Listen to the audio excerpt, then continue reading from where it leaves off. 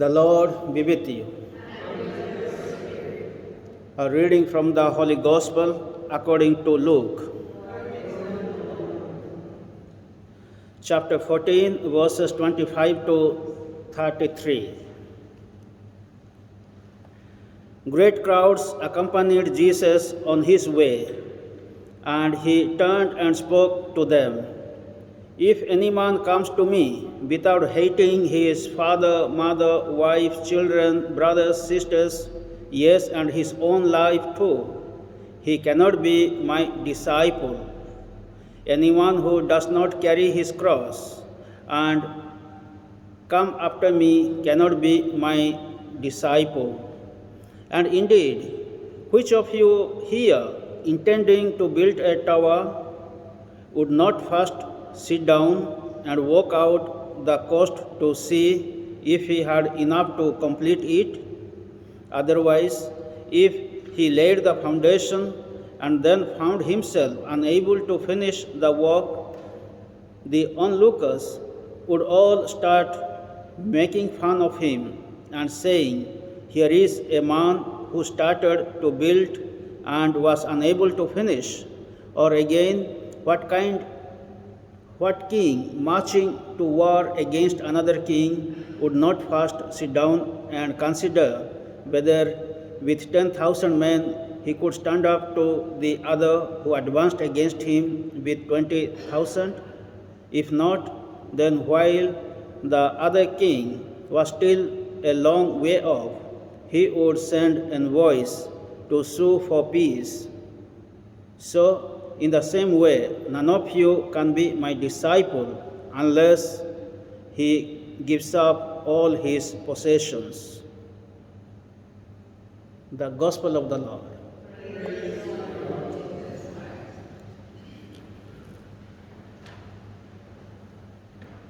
In today's Gospel,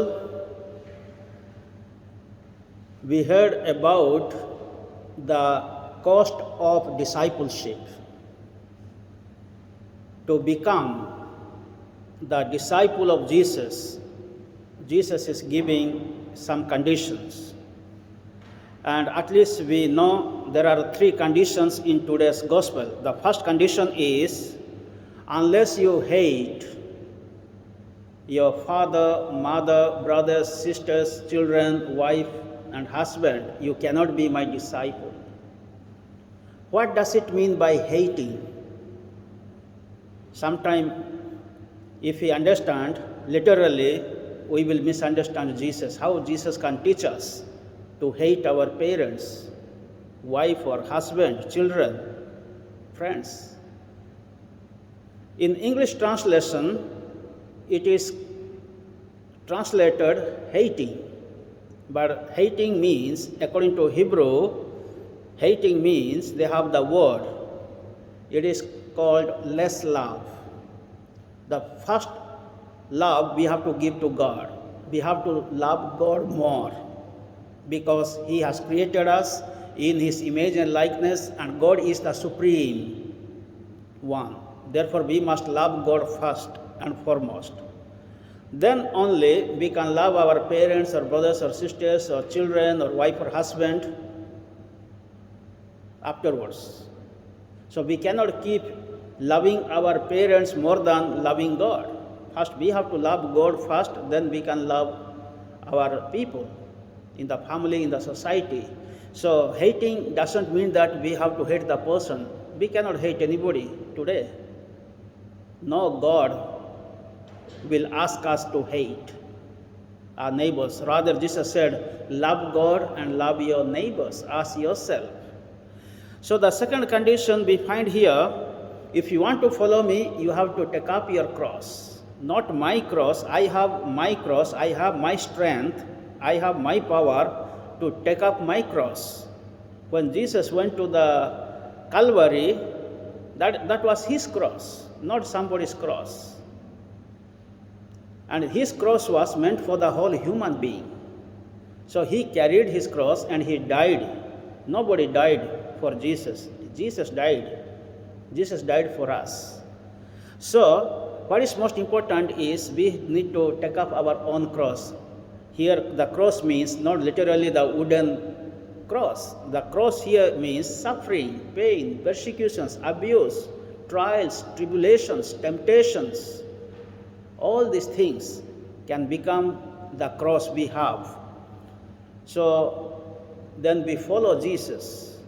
Even in the family, we have a lot of problems sometimes. When some people will be following Jesus, some may go away, and there will be a conflict, and there is a big cross to follow Jesus. Or even the marital life, the wife may be the Christian or the believer, and the husband may be the non-believer.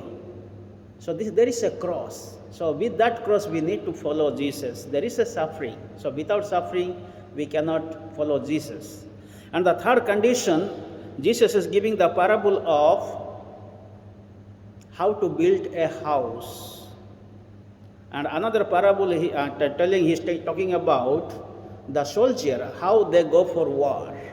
So in these two instances, what we find here, Jesus wants to say there should be a planning.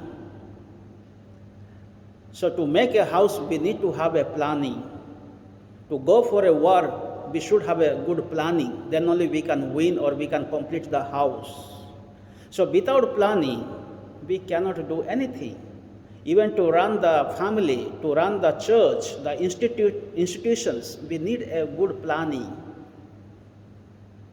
Most of the time, we are not successful. Most of the time, our works are not progressing. There is no development. Why?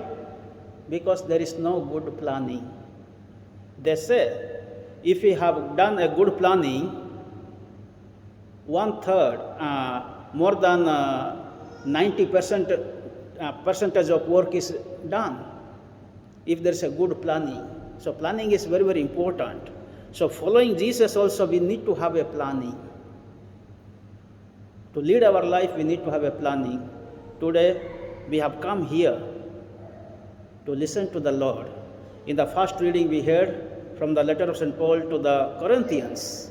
We teach you, he said to the people of Corinth, we teach you the wisdom of God in our mysteries. We don't teach you the philosophy of the world. We teach you the wisdom of God. And I proclaimed the crucified Christ and where the wisdom of God is lying.